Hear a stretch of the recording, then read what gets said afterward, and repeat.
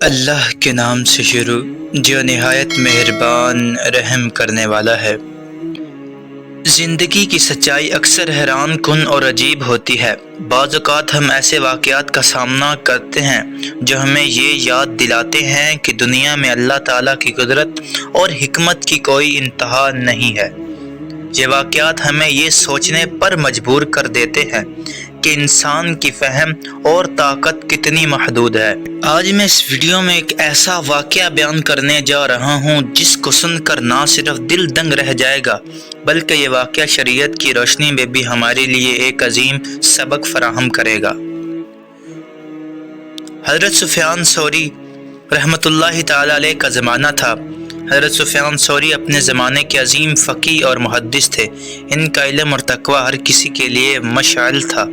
ایک دفعہ کا ذکر ہے کہ حضرت سفیان ثوری ایک رات مدینہ منورہ کے ایک کچے راستے پر سے گزر رہے تھے۔ رات کا وقت تھا، چاندنی اپنی پوری آب و تاب کے ساتھ چمک رہی تھی۔ راستے میں انہیں ایک چھوٹا سا غریب لڑکا نظر آیا جو انتہائی غمگین حالت میں تھا، زمین پر بیٹھا ہوا تھا۔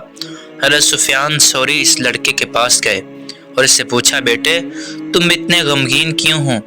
لڑکی نے روتے ہوئے جواب دیا، میرے والد نے مجھے آج رات کے کھانے کے لیے بازار سے کچھ روٹی خریدنے بھیجا تھا، لیکن راستے میں میری جیب سے رقم کہیں گر گئی اور اب میرے پاس گھر جانے کا حوصلہ نہیں ہے کیونکہ میرے والد بہت غصے والے ہیں۔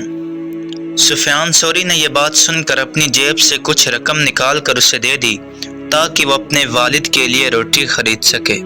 اس کے بعد انہوں نے لڑکے سے کہا، پریشان نہ ہو، اللہ پاک ہماری مدد کے لیے ہمیشہ حاضر ہے۔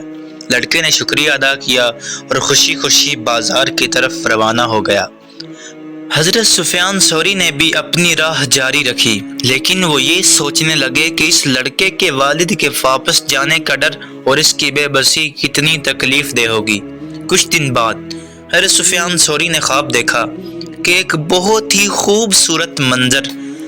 انہوں نے دیکھا کہ ایک بہت بڑے درخت کے نیچے وہی لڑکا کھڑا ہے اور اس کے ہاتھ میں ایک کتاب ہے جس پر لکھا ہوا ہے کہ یہ کتاب ان لوگوں کے لیے ہے کہ جو اللہ کی راہ میں خرچ کرتے ہیں۔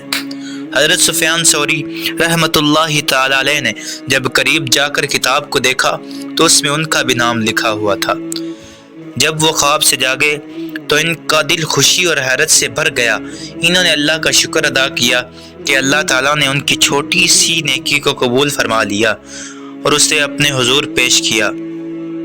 اس واقعے سے ہمیں یہ سبق ملتا ہے کہ اللہ پاک کی راہ میں خرچ کرنا کتنی بڑی نیکی ہے، چاہے وہ کتنی ہی چھوٹی کیوں نہ ہو۔